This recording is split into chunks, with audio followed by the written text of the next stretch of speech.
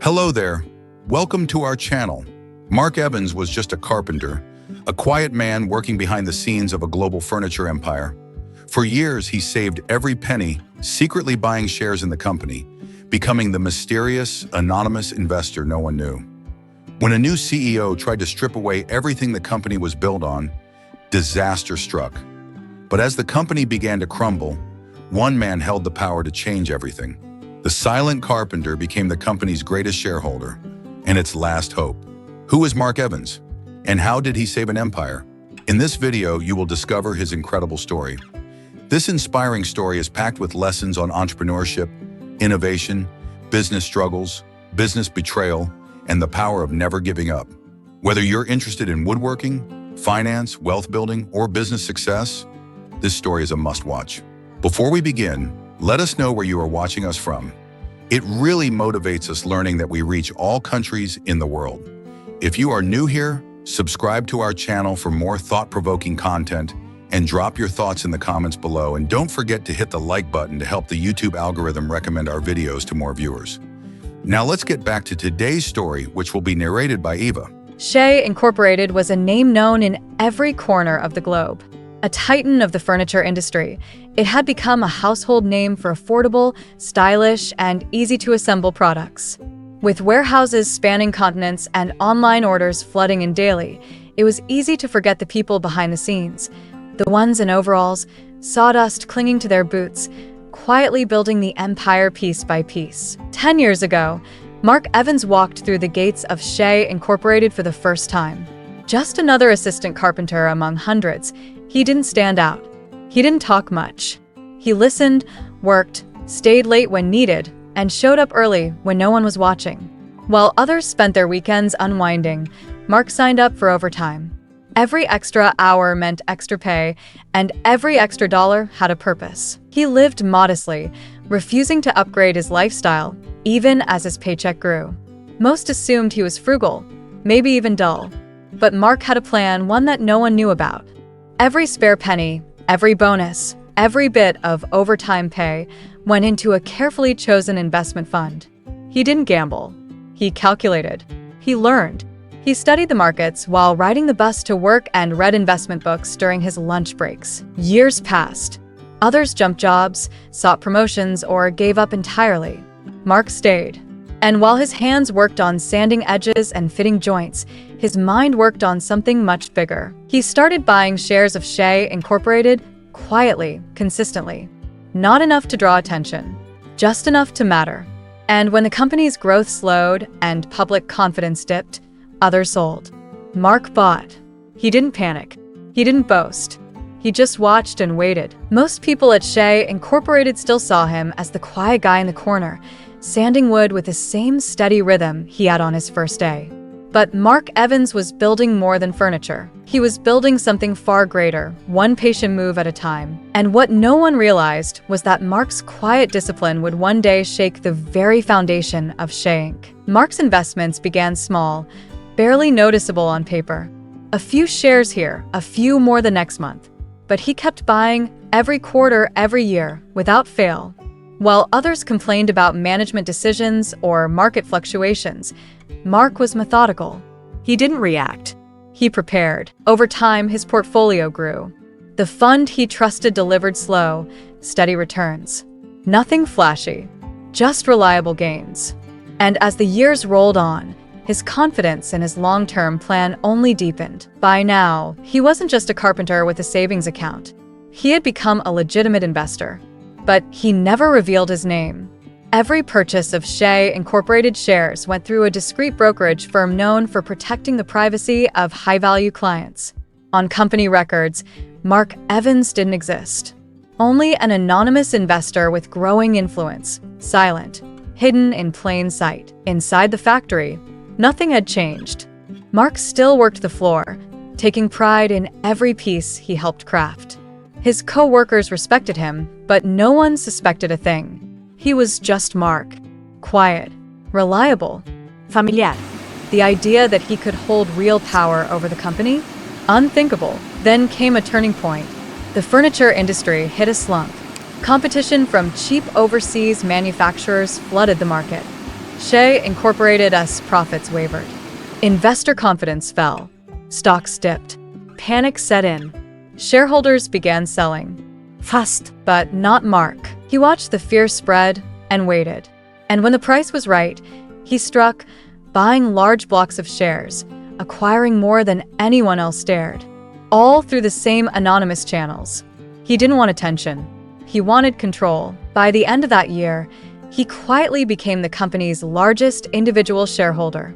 And yet, in the break room, he was still just the man with dust on his boots and coffee in a thermos. No one knew that the real owner of Chez Incorporated wasn't sitting in an office with a skyline view. He was still on the shop floor, marking measurements, fitting parts together, and watching, always watching. He had a front row seat to everything that was about to go wrong. When the board of Chez Incorporated appointed a new CEO, the announcement came with fanfare. His name was Bill Smith, a man with a polished resume, a winning smile, and a reputation for turning struggling companies into gold mines. He walked into headquarters with the swagger of a man who believed he could fix anything. From day one, Bill made his presence known. He dressed sharp, talked fast, and held meetings filled with buzzwords and bold promises. Chez Incorporated has too much overhead, he said. We're stuck in the past. It's time to modernize, automate, optimize. On paper, his ideas sounded impressive. He praised sleek design and cost-cutting technologies. He spoke of CNC machines and AI-driven assembly lines. He called traditional carpentry outdated.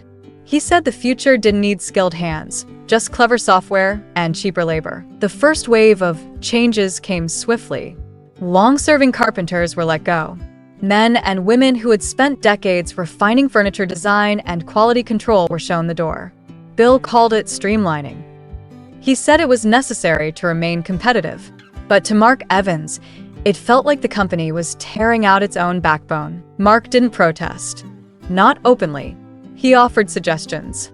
Quietly, politely. He explained how machines still needed human correction. How furniture wasn't just math and automation, it was feel, fit, and feedback. But his advice was ignored. He watched as the factory changed. New workers arrived, cheaper, younger, less trained. The old rhythm of craftsmanship gave way to speed and volume. Furniture pieces rolled off machines in record time. But something was missing. They didn't fit quite right. Pieces wobbled. Corners didn't align. Finishes looked rushed. And worst of all, the complaints began. Customers started returning products. Refund requests increased. Online reviews soured. The very reputation Chez Incorporated had built over decades began to crack. But Bill remained confident, brushing off the early warning signs. Inside the factory, morale plummeted. Those who remained worked in silence, watching the company they loved become something unrecognizable. And through it all, Mark stayed. He didn't argue. He didn't quit. He watched every move, tracked every report, and quietly strengthened his position behind the scenes. Because what Bill didn't know, what no one knew, was that the man he'd just ignored was the one holding the most powerful hand in the company. And Mark was almost ready to play it. At first, the numbers still looked good. Bill's reports boasted increased production speed and reduced labor costs. The board nodded along. Investors were cautiously optimistic. But outside the boardroom, the reality was beginning to show, and it wasn't pretty. Customers who once praised Chez Incorporated for its reliable quality and ease of assembly were now flooding support lines with complaints. Furniture pieces didn't fit together. Pre-drilled holes were misaligned. Some packages were missing entire parts. What used to be a trusted brand was now being accused of cutting corners and selling junk. Social media caught on. Photos of broken chairs and wobbly tables started going viral. Hashtags mocking the brand began to trend. Influencers who once promoted Chez Incorporated products were now uploading scathing reviews. And with every post, the company's reputation took another blow. Returns piled up in warehouses. Refund requests multiplied. Customer trust, once built carefully over years, was unraveling in a matter of weeks. Inside the company, chaos was brewing. The customer service department was overwhelmed.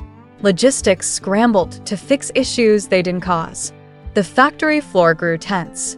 Even the new hires could sense something was wrong, but Bill refused to admit it. He doubled down on his strategy. "It's a temporary setback," he insisted in meetings. "We just need better marketing, better packaging. Customers need to learn how to follow instructions." He blamed everything but the one truth he didn't want to face. He had fired the people who actually knew how to make furniture right. Mark said nothing. He kept his head down, working quietly, observing. His co-workers assumed he was just waiting out the storm like everyone else. But he wasn't. He was watching Bill's empire wobble like one of the unstable tables the machines had produced. With every dip in customer satisfaction, every quarterly loss, the company's stock began to slide. Investors, once hopeful, grew uneasy. Shares began changing hands fast, cheap, desperate, and Mark kept buying. Piece by piece, as others ran for the exits, he expanded his control. Still hidden, still silent. By now, Mark wasn't just the largest shareholder. He was something else entirely. He was the unseen force behind the company's future. And no one had any idea that the man sweeping the floor near the loading dock was also quietly preparing to take the boardroom. He didn't need to make noise. The cracks in Bill's plan were already doing it for him, and soon they were going to break wide open. 6 months into Bill Smith's reign, Chez Inc. was a shadow of its former self. Customer confidence had plummeted. Refunds outpaced new orders. Warehouses overflowed with returned products that no one wanted. And yet, inside the executive wing, denial still lingered, but not for long. One morning, an unexpected email landed in the inboxes of Chez Inc.'s top executives and board members. It came from the brokerage firm that had long managed the company's largest block of shares. The message was brief. A General Assembly meeting had been called, urgent, mandatory, and with full attendance required. There was no explanation, no agenda. Just a date, a time, and a location. Bill shrugged it off at first. General assemblies happened from time to time. Maybe a large investor wanted to push a new product direction or challenge a financial report. He wasn't concerned. After all, he was the CEO. He had charm, presence, and the backing of several board members, or so he thought. The day of the meeting arrived. The room filled with suits and briefcases, hushed conversations, and polite smiles. Bill stood at the front, shaking hands, offering rehearsed reassurances about the next big turnaround. Then the doors opened again. Heads turned. A man walked in slowly, quietly. Dust clung to his boots. His shirt was wrinkled from labor, not fashion. In his hands was a simple folder, worn at the edges.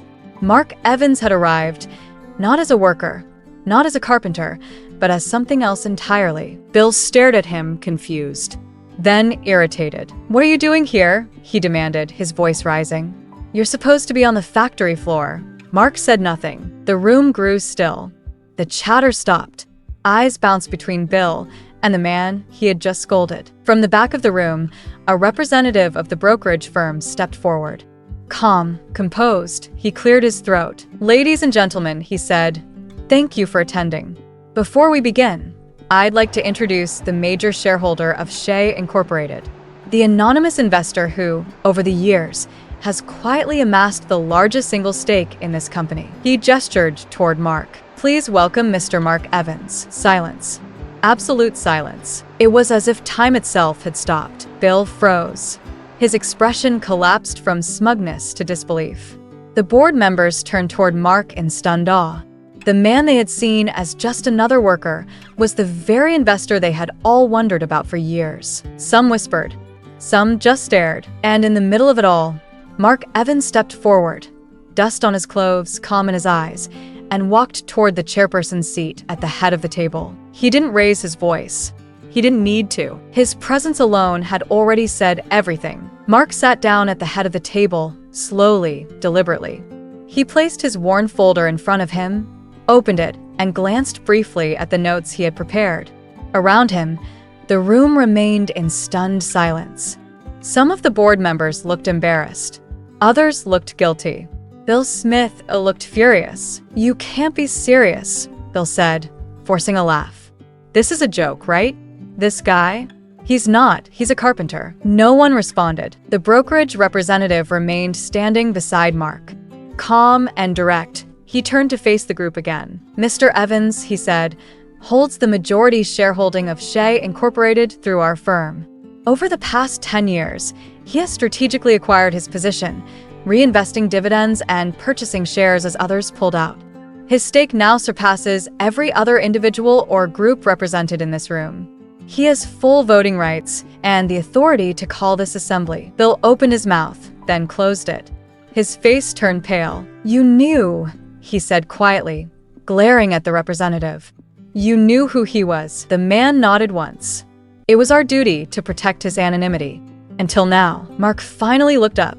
His voice, when he spoke, was low and even. "I've been here since the beginning. Not in a suit, not in a corner office, but right there on the floor. I built this company's products with my hands. I watched how it grew, how it changed, and more recently, how it began to fall apart." He paused. No one interrupted. "I never needed recognition. I just wanted to build something I could be proud of. And I did, until recently." He turned a page in his folder and slid a document across the table. "This," he said, "is a motion for immediate leadership change. I am calling for the removal of Bill Smith and his executive team, effective immediately." Bill stood abruptly, pushing his chair back. "You can't do this. You're not qualified to run this company. You're a carpenter." Mark looked at him calmly. "Yes," he said. "And I'm also your employer." Gasps rippled around the room. "I know what this company needs. I've seen what works, and I've seen what's broken. We didn't lose our customers because of competition. We lost them because we stopped caring about what we make. We fired the people who knew how to get it right." The board members sat in stunned silence. No one moved to defend Bill. Finally, one of the directors cleared his throat. "The motion is valid. It holds majority support. I suggest we vote." But there was no need. Bill saw it in their eyes. The decision had already been made. Without another word, he stepped away from the chair, grabbed his notes, and walked out of the room. No applause. No farewell. Just silence. Mark remained seated, his hands resting on the table. For the first time in the company's history, a man who had once been dismissed as invisible was now at the very top. The man who built the furniture was now rebuilding the company. The moment Bill walked out of the meeting room, the silence shifted. It wasn't just shock anymore. It was a heavy awareness that something permanent had changed. The man no one had noticed for a decade now sat at the center of power. And he wasn't asking for it. He was taking responsibility. Mark didn't waste time. He didn't gloat, didn't celebrate. He simply opened his folder again, turned to the next page, and began laying out his plan. This company was built on craftsmanship, not shortcuts. It thrived because of attention to detail, not cost-cutting tricks. We lost our way, but we can find it again. The board listened, some nodding, some too stunned to do anything else. Mark spoke with clarity and calm, but every word carried weight. He outlined the specific problems, the flawed designs, the weak quality control, the customer complaints. Then he named the cause, decisions made by Bill and his hand-picked team who had valued speed and savings over substance. He didn't rant. He didn't insult. He simply told the truth. Then came the most surprising part. "I want to reinstate the senior carpenters and quality control staff who were dismissed. Their knowledge can't be replaced by machines. We need them back." There was a pause. A few members of the board exchanged glances. "Do you really think they'll return?" one of them asked. "If they know this company is going back to what it once stood for," Mark said. "Yes, I believe they will." One by one, the board members voiced their support. The motion to terminate Bill Smith and dissolve his executive team passed without a single objection. It was official. By the end of the day, Bill's office had been cleared. His name removed from the corporate site. His team quietly dismissed. And as for Mark Evans, he didn't take over with fanfare or celebration. He didn't issue a press release. He didn't even move into the CEO's office. Instead, he returned to the workshop. He spoke with the remaining carpenters, listened to their concerns, and promised them one thing: they would never again be treated as disposable. Behind the scenes, Mark began rebuilding Chez Incorporated, not with grand gestures, but with quiet resolve. He restructured the design process, added multiple layers of hands-on quality checks, and pushed for honest feedback from customers. His leadership wasn't flashy, It was practical, grounded.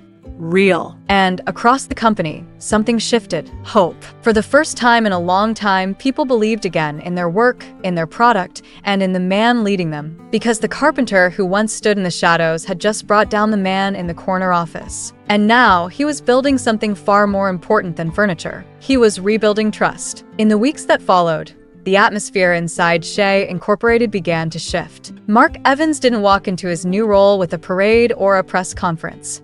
He showed up early just like he always had. Still wore the same boots, still carried the same quiet presence. But now, people stopped what they were doing when he passed.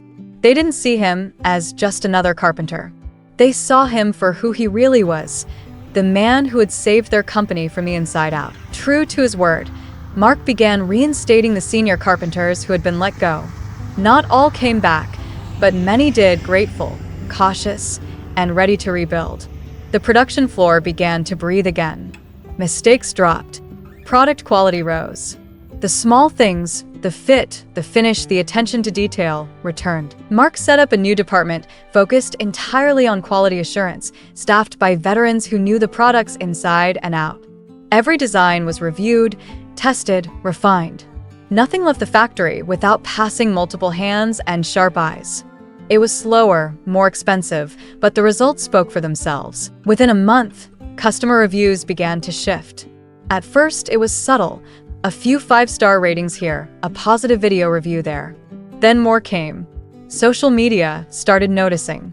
Influencers who had once mocked the brand now returned to test the new products and found themselves impressed. By the end of the quarter, refund requests had dropped by half.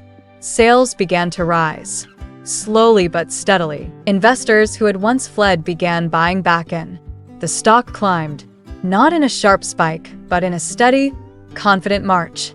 Chez Inc. was no longer trying to impress with volume or flash. It was winning back trust. And through it all, Mark never left the floor. Even as he reviewed board reports and sat in on high-level meetings, he still made time to walk through the factory. He'd inspect the line, talk to new hires, ask about tools, materials, methods. Not because he had to, but because he cared. He didn't see himself as a CEO. He saw himself as a builder. And builders don't abandon their work halfway through. They stay. They fix. They finish. Customers came back.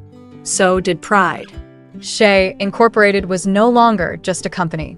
It was a story, one that people respected again. And at the center of it all was Mark Evans. He never raised his voice, never asked for applause. But everyone knew the man who had started with a hammer and patience had rebuilt an empire from the ground up. He never stopped being a carpenter. He just learned how to carve out a legacy. So dear viewers, what do you think about our today's story? Let us know your thoughts in the comments below, and don't forget to like the video and subscribe for more content like this. If you like this video, then you must love our other videos as well. Continue watching the video on the screen, and we will see you there.